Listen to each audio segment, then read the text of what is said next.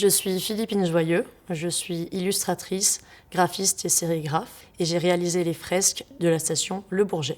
J'ai participé au concours Illustrer le Grand Paris, mais dans le cadre étudiant. J'étais en 4e année aux arts décoratifs.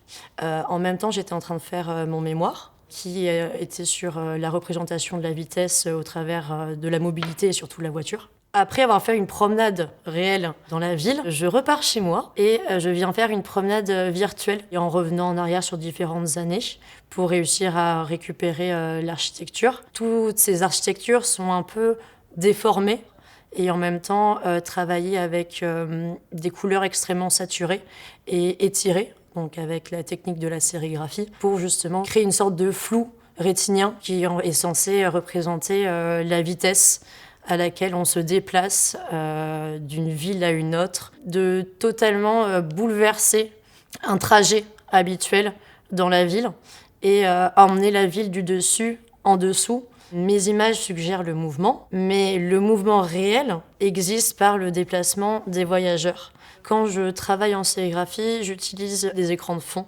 Et moi, je viens peindre, et donc ce qui va me faire des sortes d'effets de dégradé. Je mets pas suffisamment d'encre pour que ça nappe tout l'écran, ce qui me permet d'avoir des zones de vide. Et ensuite, je viens les scanner. J'utilise des captures d'écran de la ville du Bourget. Ce que je fais, c'est que je mets tout en nuances de gris. Et ce qui me permet d'autant plus de rajouter de la couleur et des nuances. En fait, il faut un peu fouiller dedans, fouiller dans le flou pour retrouver la forme.